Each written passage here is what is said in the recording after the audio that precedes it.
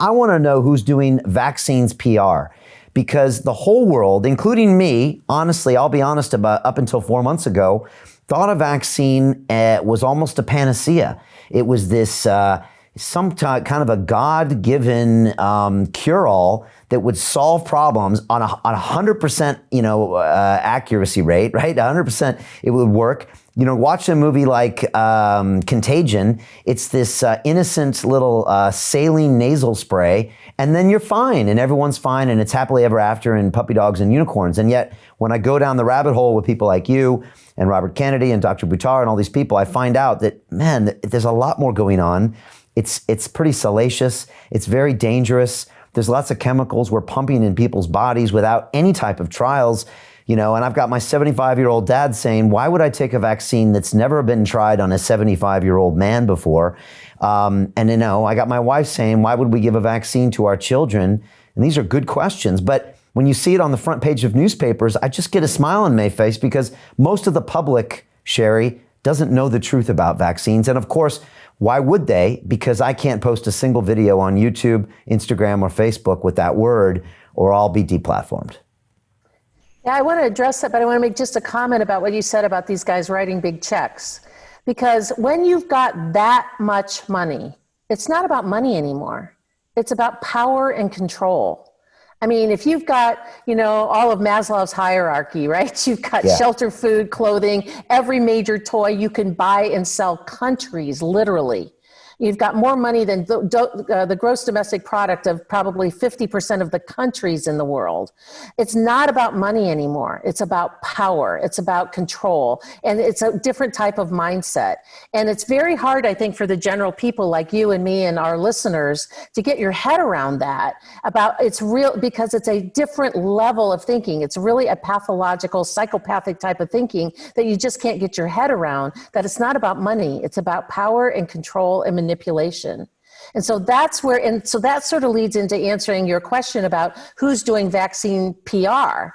Because we've got a multi-generational indoctrination of money, power, and control that goes all the way back to Jenner, that goes all the way back to 1799, when Jenner put forth his first paper in the UK to try to convince people that by scraping pus off of cows and off of the bottom of infected horse feet, that somehow injecting that into little babies was a good thing. And the whole myth of if we inject you with a virus that we call it cowpox, because milkmaids got it on their hands from milking cows, that if we inject that into your body, somehow that's going to prevent you from getting smallpox. All of this was theory. The original papers that Jenner put forth in the UK were a mockery. Most of the physicians and people said, this is total nonsense, until they got into the doctors' brains that were in Parliament, and they were able to have control and lots of money and power, is where from the very inception of the vaccine industry started. Until we had the first mandatory vaccination laws in the UK in 1853. The first compulsory vaccination law was passed in 1853 in the UK. Money, power, control, government, physicians in government. The physicians felt like this was the first procedure that they really could do something with and perhaps affect public health and get paid well to do it. It started from there. And in that exact same year, in 1853, we started the first anti-vaccination movement called Our Baby's Battle.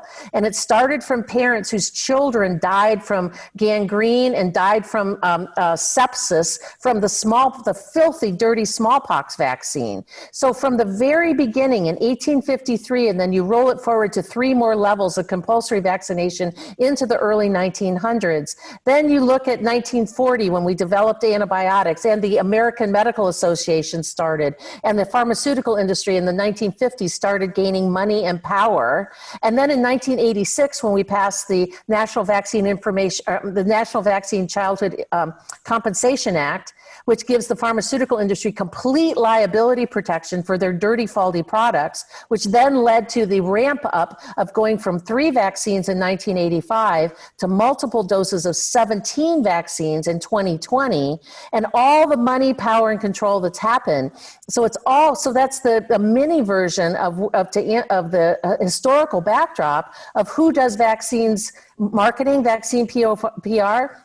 It's been from the very inception, Brian. And to me, this is why physicians have such a hard time getting their head around vaccines are bad and cause harm. Because from the very beginning, it was woven into the development of physicianhood. We didn't start having medical schools as we know them today until the early 1920s. And that didn't really take root until the 1960s. And from the very beginning of physician education, it was interwoven with vaccines are good, they save lives from the very beginning, so when you start to tell them, wait a minute, maybe we ought to rethink this, it causes this cognitive dissonance in their brain that they just can't deal with. And if they walk into their patient chart room in the morning or rip open their electronic medical record and go, wow, look at all these side effects, asthma, allergies, ADD, SIDS, seizure disorders, cancer. I played a role in that by injecting foreign matter into babies that I refused through my stubbornness and an arrogance to even investigate. Most physicians can't deal with that. It's easier to just ignore it, say it's not true, call it anti-science, tinfoil hat conspiracy theories, and continue to do what they do because it's woven into the DNA fabric of being a physician.